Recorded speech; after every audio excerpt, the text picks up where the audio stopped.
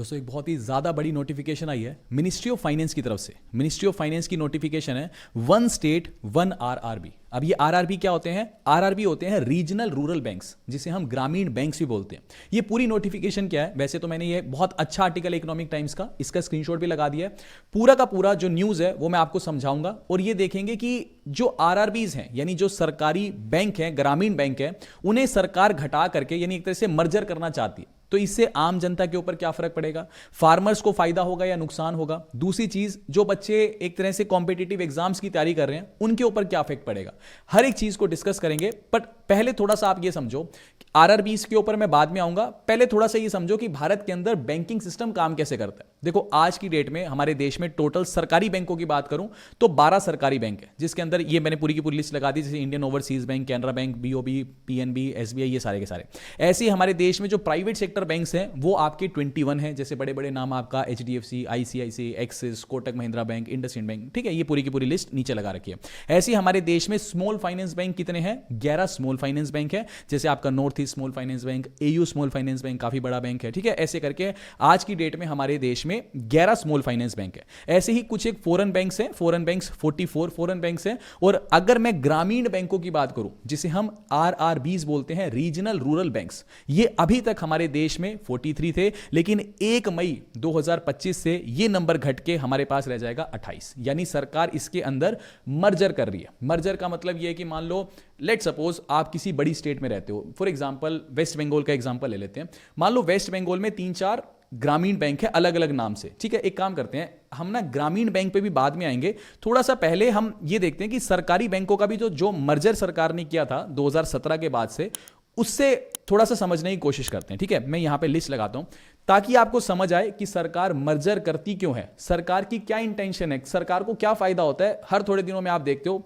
कि सरकार 3-4 बैंकों को मिला के एक कर देती है। यह सरकार का हमेशा ख्याल ये रहता है कि सरकारी बैंक को बेच दिया जाए, डिसइन्वेस्टमेंट की जाए। तो सरकार ऐसा क्यों करती है? देखो थोड़ा सा मैं आपको समझाता हूं, पीछे लेके चलता हूं। सबसे पहले स्टेट बैंक ऑफ इंडिया के मर्जर्स हुए थे, ठीक है। स्टेट बैंक ऑफ इंडिया के बहुत सारे एसोसिएट बैंक थे, जैसे आपने नाम सुना होगा state bank of Patiala, state bank of Jaipur, state bank of Hyderabad, state bank of Mysore, state bank of Patiala. ऐसे बहुत सारे स्टेट बैंक ऑफ इंडिया के ना एसोसिएट बैंक होते थे, ठीक है। 2000 लगभग 16-17 के आसपास उस टाइम सरकार ने इन सारे के सारे बैंकों को मर्ज करके एक स्टेट बैंक ऑफ इंडिया बना दिया था। इनके साथ एक और बैंक को मर्ज किया था जिसका नाम था भारतीय महिला बैंक। इन सब को मर्ज करके ना एक एसबीआई बना दिया। जैसे आज की डेट में तो आपको सिर्फ एसबीआई दिखता है ना, 2016-17 से पहले ये सारे अलग अलग बैंक होते थे। ऐसे ही आपको याद होगा कि साल 2019 के अंदर आपका bank of Baroda, Vijaya bank और देना बैंक, इनको मिला के एक बैंक ऑफ बड़ौदा बना दिया गया था। ऐसे ही आपका Punjab national bank, oriental bank of commerce और एक आपका यूनियन बैंक ऑफ इंडिया, साल 2017 में इन तीनों को मिलाकर के पंजाब नेशनल बैंक ही बना दिया गया था। ऐसे ही आपका कैनरा बैंक और सिंडिकेट बैंक भी मर्ज किए गए थे 2020 में। ऐसे ही इंडियन बैंक और इलाहाबाद बैंक 2020 में मर्ज किए गए थे। और ऐसे ही यूनियन बैंक ऑफ इंडिया के अंदर आंध्रा बैंक और कॉर्पोरेशन बैंक को मिला करके यही भी 2020 के अंदर इसका जो है मर्जर किया गया था। इसका फायदा क्या होता है? देखो एक चीज समझो, मैं आपको ना एक बार थोड़ा ब्लैंक पेपर पे समझाता हूं, ठीक है। अब एक चीज समझो, ये आपकी है गवर्नमेंट ऑफ इंडिया, ठीक है जी। गवर्नमेंट ऑफ इंडिया के पास आज की डेट में 12 सरकारी बैंक बचे हैं, ठीक है। मतलब साल 2020 में शायद लगभग 20 सरकारी बैंक थे, जिसके बाद टोटल 10 बैंकों का मर्जर होके 4 बैंक बना दिए गए थे, ठीक है। 10 बैंक आपस में मर्जर किए थे और टोटल 4 बैंक बना दिए गए थे। अब एक चीज समझो, ये मैं आपको समझा रहा था कि ये हमारी भारत सरकार है, ठीक है जी। फॉर एग्जाम्पल आज स्टेट बैंक ऑफ इंडिया भी भारत सरकार का है, पंजाब नेशनल बैंक भी भारत सरकार का है और बैंक ऑफ महाराष्ट्र भी भारत सरकार का है, और कोई भी एग्जाम्पल ले लो आप, ठीक है। अब एक चीज समझो, इसका ओनर भी एक ही इंसान है, मतलब गवर्नमेंट ऑफ इंडिया है, इसका ओनर भी सेम है, इसका ओनर भी सेम है। अब आप जब अपने शहर में जाते होगे, कोई भी एक ऐसी मार्केट जरूर होगी आपके शहर में जहां पे सारे के सारे बैंक्स होंगे, जहां पे आपको आईसीआईसीआई बैंक भी मिलेगा, एचडीएफसी भी मिलेगा, जहां पे आपको एसबीआई भी मिलेगा, पीएनबी भी मिलेगा, बैंक ऑफ महाराष्ट्र भी मिल जाएगा। अब भारत सरकार ही इसकी ओनर है, एसबीआई की, भारत सरकार ही पीएनबी की ओनर है और भारत सरकार ही बैंक ऑफ महाराष्ट्र की ओनर है। इस एसबीआई के अंदर एक सिक्योरिटी गार्ड अलग खड़ा होता है, बैंक पंजाब नेशनल बैंक में एक अलग खड़ा होएगा और बैंक ऑफ महाराष्ट्र में एक खड़ा अलग होएगा। ये पूरी की पूरी जो मार्केट है एक मार्केट के अंदर मान लो तीनों ही ब्रांचेस हैं और भी XYZ टोटल 12 सरकारी बैंक है, उसमें से 8-9 सरकारी बैंक आपको उसी मार्केट में मिल जाएंगे, राइट। हर एक के अंदर अलग अलग सिक्योरिटी गार्ड खड़ा है, हर एक के अंदर अलग अलग क्लर्क बैठा है, हर एक के अंदर अलग अलग पीओ बैठा है ना, हर एक का ब्रांच मैनेजर भी अलग अलग बैठा है, हर एक के अंदर 3-3 4-4 AC लगे हुए हैं। समझ रहे हो बात को? एक ही इंसान, यानी एक भारत सरकार के ही तो ये सारे के सारे बैंक है, लेकिन हर एक के अंदर आप कोस्ट देखो कितनी ज्यादा बड़ी हुई है। यानी आपके पास 12 सरकारी बैंक है, एक शहर में 12 के 12 मौजूद हैं। मान लो मैं दिल्ली की बात करता हूं, तो दिल्ली की कोई भी एक बड़ी सी मार्केट ले लो, उसके अंदर 12 के 12 सरकारी ब्रांचेस खुली हुई है। आपको 12 गार्ड रखने पड़ रहे हैं, 12 ब्रांचेस हैं, हर एक के अंदर 5 AC हैं, तो मान लो 60 AC लगाने पड़ गए आपको। 12 आपको ब्रांच मैनेजर अपॉइंट करने पड़ रहे हैं, 12 आपको डिप्टी ब्रांच मैनेजर अपॉइंट करने पड़ रहे हैं, उसके अंदर 25-30 आपको क्लर्क रखने पड़ रहे हैं। समझ लो बात को? लेकिन अगर कैसा हो कि मैं एक काम करता हूं, मेरे पास आज 12 सरकारी बैंक है ना, इनको भी मैं मर्ज कर देता हूं एक दूसरे में, और सिर्फ 3 से 4 ही सरकारी बैंक अपने पास रखता हूं। ये मैं अपने मन से नहीं कह रहा, ये प्रॉपर रिपोर्ट आई थी, एक पूरा आर्टिकल छपा था इसके ऊपर, कि सरकार चाहती तो यही है कि जितने भी, देखो 20 से घटा करके हमने 12 सरकारी बैंक कर लिए। सरकार इसके आगे भी चाहती है कि या तो डिसइन्वेस्टमेंट हो जाए, कि हम सरकारी बैंकों को बेचें, पैसा लें, उससे सड़कें वड़कें बनाएं, इकोनॉमिक डेवलपमेंट करें और प्राइवेटाइजेशन की तरफ ज्यादा बढ़े, या फिर सरकार ये चाहती है कि एक काम करते हैं, इसको मर्ज करके ना, जैसे 12 सरकारी बैंक है, इसको 4 ही सरकारी बैंक बना लेते हैं, और लेकिन एक काम करते हैं, छोटे छोटे 12 सरकारी बैंक है ना, इनको बड़े बड़े 4 बैंक बना लेते हैं। इससे फायदा क्या होगा? मान लो किसी की जो बैलेंस शीट है, किसी का जो टोटल, जिसको बोलते हैं ना कि मान लो एक काम करते हैं, SBI तो चलो सबसे बड़ा बैंक हो गया, ठीक है। एक चीज मैं आपको एक चीज बताता हूं, ठीक है। हमने SBI तो देख लिया, मान लो एक एग्जांपल लेते हैं यूको बैंक का, ठीक है। यूको बैंक, आपको क्या लगता है कि आज की डेट में अगर मैं यूको बैंक के पास कोई बड़ा वो चला जाता है कि ठीक है, अडानी जैसा चला जाता है, वो कहते हैं कि मेरे को 5,000 करोड़ का लोन चाहिए भाई, मेरे को यहां पे जो है पावर प्लांट लगाना है या कुछ भी लगाना है, तो क्या यूको बैंक की कमर में इतना दम है कि अडानी को 5,000 करोड़ जितना लोन दे दे? नहीं दे सकता। क्यों? क्योंकि उसका इतना साइज ही नहीं है, मतलब आप समझो उसके पास इतना पैसा ही नहीं है कि वो इतना बड़ा रिस्क ले। देखो अब होता क्या है ना, इंडिया के अंदर कुछ लोग कहेंगे अच्छा हुआ, कुछ लोग कहेंगे गलत हुआ कि इंदिरा गांधी के समय पे नेशनलाइजेशन ऑफ बैंक हुआ, कि हमने सभी के सभी बैंकों को सरकारी कर दिया। वहीं दूसरी तरफ अगर मैं चाइना की बात करूं, तो चाइना का investment bank of China SBI से 8 गुना ज्यादा बड़ा है। आप समझो SBI आपको कितना बड़ा दिखता है, मतलब ऐसे लगा लो कि दूर दूर तक, गांव गांव तक आपको SBI की ब्रांचेस दिखती हैं। हम इंडिया में रहते हो तो हमें लगता है कि SBI बहुत ही ज्यादा बड़ा बैंक है, कि गली गली में SBI की ब्रांचेस है। आप सोचो उससे 8 गुना बड़ा बैंक है इन्वेस्टमेंट बैंक ऑफ चाइना। आज SBI तो चलो ठीक है कि 5,000 करोड़ 10,000 करोड़ का कोई बड़ा प्रोजेक्ट अगर इंडिया में लगाना चाहता है तो उसको फंडिंग कर सकता है, लेकिन क्या यूको बैंक कर सकता है? यूको बैंक नहीं कर सकता, बड़े बड़े प्रोजेक्ट्स को फंडिंग नहीं कर सकता। वहीं दूसरी तरफ चाइना की अगर मैं बात करूं, चाइना का कोई बहुत अमीर इंसान है, उसको कोई बड़ा प्रोजेक्ट लगाना है चाइना में, वो वहां पे जाके अगर ये भी कहेगा कि मेरे को 20,000 करोड़ का लोन चाहिए, तो आराम से उसके पास बैंक्स बहुत सारे अवेलेबल हैं जो बड़े बड़े प्रोजेक्ट्स को फंडिंग कर सकते हैं। इसीलिए तो विदेशी कंपनियां चाइना के अंदर बहुत ज्यादा जाती हैं। तो सरकार कहीं ना कहीं चाहती यही है कि 12 सरकारी बैंकों को घटा करके भी ना 4 बड़े बड़े सरकारी बैंक बनाए जाएं, ताकि इनकी बैलेंस शीट इतनी बड़ी हो कि बड़े बड़े इन्वेस्टमेंट को ये फंड कर सके, रिस्क उठा सके। समझ गए बात को? लेकिन सरकार ऐसा क्यों नहीं करती? देखो अगर सरकार ने इसको ऐसा कर दिया, मर्ज कर दिया और बड़े बैंक बना दिए, बड़े बड़े मतलब मर्ज करके नंबर ऑफ बैंक्स सरकारी तो कम कर दिए लेकिन बड़े बड़े कर दिए, तो इससे होगा क्या? जो स्टूडेंट्स IBPS की तैयारी कर रहे हैं, बैंक एग्जाम्स की तैयारी कर रहे हैं, उनकी नौकरियों में बहुत बड़ी कटौती आ जाएगी। मतलब समझ रहे हो, नई नई जो नौकरियां हैं वो निकलनी बंद हो जाएंगी। आपको अगर मैं एक बात बताऊं, जो बच्चे 2008-2010 के आसपास सरकारी बैंकों की तैयारी करते थे, या पकड़ के चलो 2012 तक, उस टाइम पे SBI की अगर आप पुरानी वैकेंसीज जाके देखोगे ना, तो 30-30 हजार वैकेंसीज निकलती थी साल की। ये नंबर घटता चला गया, 2020 में आप पकड़ो लगभग 8 या 10 हजार की वैकेंसी निकलती थी। धीरे धीरे आज की डेट में आप जाकर के खुद चेक कर लो कि SBI की साल की वैकेंसीज कितनी निकलती है, बहुत ना के बराबर वैकेंसीज निकलती हैं। समझ रहे हो बात को? तो मेजर सरकार क्या चाहती है कि प्राइवेटाइजेशन आए, लेकिन वही चीज है कि फिर अपोजिशन ये कहेगा कि आप प्राइवेटाइजेशन की तरफ जा रहे हो, आप डिसइन्वेस्टमेंट की तरफ जा रहे हो, आप सरकारी इंस्टीट्यूट्स को बस बेचते चले जा रहे हो। लेकिन आप समझो, अब इसके 2 तर्क हो जाते हैं, मैं इसके बीच में नहीं जाऊंगा। तो प्राइवेटाइजेशन को आप एक एंगल से अच्छा भी कह सकते हो और एक एंगल से बेकार भी कह सकते हो। बेकार किसके एंगल से कह सकते हो? कि नई नौकरियां जनरेट नहीं होंगी, अच्छा किस एंगल से कह सकते हो कि हमारे पास बड़े बड़े फाइनेंशियल इंस्टीट्यूशंस तैयार हो जाएंगे जो बड़े बड़े प्रोजेक्ट्स को फंडिंग दे सकते हैं। दूसरी तरफ सरकार का खर्चा कम होएगा। आप समझ रहे हो, एक ही मार्केट में जहां 12 सरकारी बैंक हैं उसकी जगह मैंने 4 ही बैंक खोले, जहां मेरे को 12 गार्ड खड़े करने पड़ रहे थे। अब मैं बड़ी ब्रांचेस होगी तो चलो एक काम करता हूं, एक ब्रांच में 2 गार्ड खड़े कर दूंगा, नंबर ऑफ एसी कम लगेंगे, नंबर ऑफ क्लर्क कम लगेंगे, तो ओवरऑल रेंट मेरे को कम देना पड़ेगा। जहां 12 अलग अलग बिल्डिंग्स का रेंट देना पड़ रहा था, मेरे को 4 ही बिल्डिंग का रेंट देना पड़ रहा है। तो ओवरऑल जो कॉस्टिंग है वो सरकार की घटती है। यही चीज अब आप आ जाओ आरआरबीज के ऊपर। आरआरबीज की अगर मैं बात करूं, ये होते हैं हमारे ग्रामीण बैंक। ठीक है, भारत के अंदर जैसे आप ये देखते हो एसबीआई, पीएनबी, ये तो शहरों के अंदर ज्यादा, गांव के अंदर भी है, लेकिन गांव में मान लो किसी फार्मर को कोई कर्ज लेना है, केसीसी लोन लेना है, ये पीएसयूज भी देते हैं, यानी एसबीआई जैसे बैंक्स भी देते हैं। लेकिन जो आपके ग्रामीण बैंक है वो ज्यादा एंटरटेन करते हैं फार्मर्स को। ठीक है, क्योंकि मान लो किसी को एग्रीकल्चर लोन लेना है, तो आरआरबीज क्यों खोले गए थे? आरआरबी का मतलब यही था कि फार्मर किसी अड़ती के पास ना जाए, किसी मनी लेंडर के पास ना जाए कर्ज लेने के लिए, वो आसानी से आरआरबी यानी ग्रामीण बैंकों से कर्ज ले सके। ठीक है जी। अच्छा, ये पहली बार नहीं हो रहा कि सरकार ये कह रही है कि जी हम आरआरबीज का मर्जर करेंगे, ये 4th राउंड ऑफ डिस्कशन है। पहली बार क्या हुआ था, साल 2006 से पहले भारत के अंदर टोटल 196 ग्रामीण बैंक्स थे। ठीक है, और ये जो, चलो आगे बताता हूं, उसके बाद साल 2006 से 2010 के बीच में ये नंबर घटा के 82 तक ले आया गया था, यानी 196 यानी 196 रीजनल रूरल बैंक्स का मर्जर करके 82 रीजनल रूरल बैंक्स यानी 82 ग्रामीण बैंक बचे थे।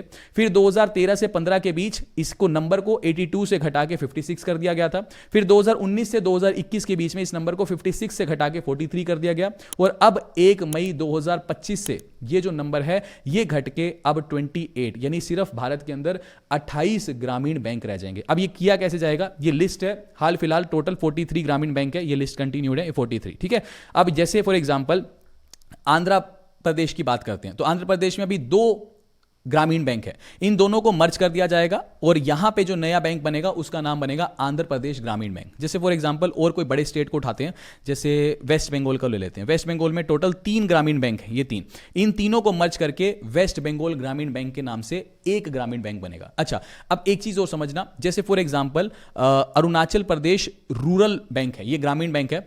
ये काम कैसे करता है, इसके अंदर ना 50% जो कोई भी ग्रामीण बैंक होगा ना, उसके अंदर 50% की जो हिस्सेदारी होगी ना वो सेंट्रल गवर्नमेंट की होगी, यानी मेन भारत सरकार की होगी। 15% जो हिस्सेदारी होगी वो स्टेट गवर्नमेंट की होगी। जैसे मान लो ये बैंक है ना, तो 50% इसके अंदर हिस्सेदारी सेंट्रल बैंक की है, 15% हिस्सेदारी अरुणाचल प्रदेश गवर्नमेंट की है, और बचा हुआ जो 35% हिस्सेदारी है ना वो एक स्पॉन्सर बैंक होता है। जैसे इस केस में स्पॉन्सर बैंक कौन है? स्टेट बैंक ऑफ इंडिया है। तो 35% हिस्सेदारी स्टेट बैंक ऑफ इंडिया की होगी। अब इसका फायदा क्या होगा मर्जर का? जैसे फॉर एग्जांपल वेस्ट बंगाल के 3 ग्रामीण बैंक उठा लो। पहला जो ग्रामीण बैंक है इसका जो स्पॉन्सर बैंक था वो कौन था? पंजाब नेशनल बैंक, यानी इसके अंदर 35% हिस्सेदारी पीएनबी की थी।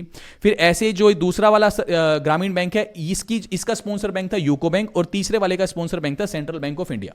अब जब ये तीनों मर्ज हो जाएंगे उसके बाद एक ही स्पॉन्सर बैंक बचेगा, या तो पीएनबी बचेगा, या यूको बचेगा, या फिर सेंट्रल बैंक ऑफ इंडिया बचेगा। मान लो फॉर एग्जांपल पीएनबी बचता है, अभी फाइनलाइजेशन नहीं हुई है, मान लो पीएनबी बचता है, तो इससे क्या होगा? एक तो इनकी एफिशिएंसी बढ़ेगी। ठीक है, दूसरी चीज, अब पहले वाले बैंक को पीएनबी के अनुसार काम करना पड़ता था, दूसरे वाले को यूको के हिसाब से, और तीसरे वाले को सेंट्रल बैंक ऑफ इंडिया के हिसाब से।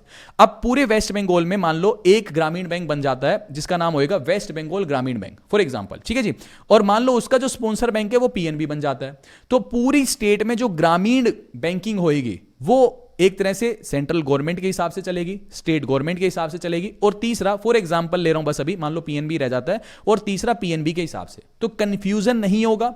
दूसरी चीज कॉस्ट कटिंग होएगी। ठीक है, नुकसान किसको होगा? नुकसान होगा स्टूडेंट्स को जो आरआरबी के एग्जाम्स की तैयारी कर रहे थे। ठीक है, क्योंकि रीजनल रूरल बैंक जो ग्रामीण बैंक है, अब ऑब्वियस सी बात है, देखो एक कड़वा सच ये बता देता हूं कि जो बच्चे तैयारी करते हैं, ठीक है, मैंने भी मतलब ठीक है उस पर नहीं जाएंगे, तैयारी जब की थी। ठीक है, अब जो बच्चे आरआरबी का फिर जिनका आरआरबी में एग्जाम हो जाता है, मेरे बहुत सारे नोन हैं जो मतलब मेरे बैचमेट्स थे, ठीक है, ग्रेजुएशन के टाइम पे, जो आज आरआरबी में है। कहने का मतलब ये है कि वहां जाके कुछ काम खास होता ही नहीं है। मतलब आप समझ गया कि आप गए हो, और जब मैं उनसे फीडबैक लेता हूं तो ये बोलते हैं कि पूरा पूरा दिन बस पासबुक ही प्रिंट करके दे देते हैं। तो ठीक है, बट ये चीज़ है कि बच्चों का नुकसान हो जाएगा जो बच्चे आरआरबीज की तैयारी कर रहे हैं। क्यों? क्योंकि फिर वैकेंसीज कम आएंगी। सरकार के एंगल से देखा जाए तो कॉस्ट कटिंग है, सरकार का पैसा बचेगा। आरआरबीज बड़े हो जाएंगे, मान लो वेस्ट बंगाल की बात करूं तो ये तीनों मिल जाएंगे। मान लो इसके पास लगभग 51,000 करोड़ रुपए हैं, इसके बाद 10,000 करोड़ हैं, इसके पास भी 10,000 करोड़ हैं, तो ऑल टुगेदर अब इनका बजट कितना हो जाएगा? 70,000 करोड़ हो जाएगा। फार्मर के पॉइंट ऑफ व्यू से फायदा है, क्यों? क्योंकि अभी तक मान लो जिसका बजट 10,000 करोड़ था, वो किसी भी फार्मर को ऐसा नहीं होगा कि आ गया चलो लोन दे दिया, वो प्रॉपर उसकी हिस्ट्री देखता होगा, पास्ट हिस्ट्री देखता होगा कि इसकी कितनी क्रॉप आ रही है, क्रॉप बिकेगी कि नहीं बिकेगी, यानी रिस्क नहीं लेता होगा कोई भी बैंक अभी तक। जिसका एक तरह से बैलेंस शीट छोटी होगी ना, वो बैंक अभी तक कोई रिस्क नहीं ले रहा होगा कि फार्मर को चलो मैं लोन दे ही देता हूं। लेकिन अब जब इनकी बैलेंस शीट बड़ी हो जाएगी तो एटलीस्ट एग्रेसिव बैंकिंग ये बैंक्स कर पाएंगे, ज्यादा लोगों को लोन दे पाएंगे, फाइनेंशियल इंक्लूजन को बढ़ा पाएंगे। तो ये सारी की सारी चीज है, ये पूरा का पूरा एक अपडेट था, ठीक है। यहां पे एक आधा पॉइंट मैं देख लेता हूं, अगर कुछ मिस हो गया तो मैं आपको बता दूंगा, बट एटलीस्ट आपको पता होना चाहिए था। अगर मान लो किसी के हाल फिलहाल आरआरबी के अंदर कोई अकाउंट्स हैं और आपका आरआरबी मर्ज हो गया, तो नई पासबुक्स एक तरह से इशू की जाएगी और अकाउंट्स नंबर भी हो सकता है काफ़ी बैंक्स के अंदर चेंज किए जाएं, ठीक है। तो ये अपडेट आपके पास होना चाहिए कि अगर मान लो आप रूरल एरिया से बिलोंग करते हो और आपको ये है कि ठीक है आपके नज़दीक में जो भी बैंक है वो 1 मई से मर्ज हो जाता है,